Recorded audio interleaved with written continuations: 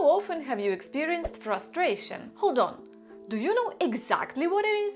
And how to even recognize that what you've experienced is actually frustration? In this video, you will learn the difference between frustration and simply being in a bad mood. We will look at its main causes, negative consequences, and possible solutions. One of the widely recognized definitions of frustration was formulated by the Spanish psychologist, a student of famous Isaac, José Luis Pinillos. Frustration is a state that is experienced as negative and arises as a result of blocking of motivated behavior by some obstacle. The word motivated is very important here, as it is quite clear to everyone that blocking ordinary actions without a serious motivational component, for example the inability to buy a carton of milk at a familiar store due to its closure, will not lead to frustration. So let's figure out what can cause frustration. From the psychology point of view, there are three main reasons: obstacle, physical or social, resource deficit, and motivational conflicts. Let's break down the first reason, obstacle. For example,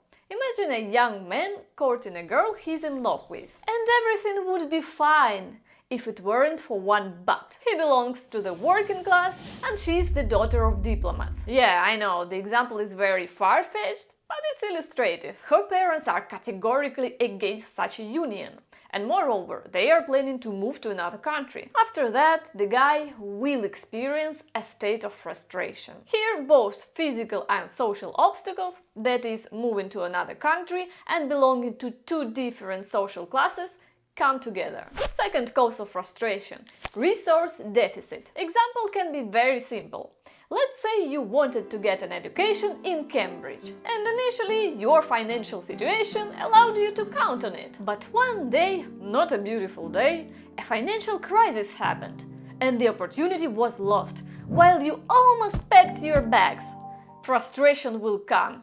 Trust me. Next reason for frustration, motivational conflicts. There are 4 types of such conflicts. But as an example, I will only stop at one. Imagine you are a New York City girl and you love big city life very much. And you were offered a big promotion at work, but with the condition of moving to a regional town. On the one hand, you have motives to accept it, like career development, twice as high salary, and on the other hand, you have motives to refuse, because you're used to the city lifestyle, and maybe you even have some prejudices against so-called provincial mentality. Such a situation is called a motivational conflict and can easily cause a state of frustration. So, how do we deal with frustration in an effective way? Well, the best approach is to create a detailed and precise plan on how to handle a problematic situation. We should evaluate all the possible benefits and losses of each decision at each stage of our plan and choose the best or at least the least horrible path. Having a plan will bring peace of mind and enable us to move forward. And if we don't manage to do this, the most typical negative effects of frustration that can happen to us are as follows. Aggression. Either you snap at your family, colleagues, friends, or even at yourself. You know the cases when a person starts beating their head against the wall. Next, regression. You must be familiar with this phenomenon, at least from movies. It's when a person in a state of despair, not knowing what to do, just curls up in the couch like a child and either cries or simply withdraws from this cruel, problematic world. Next, fixation.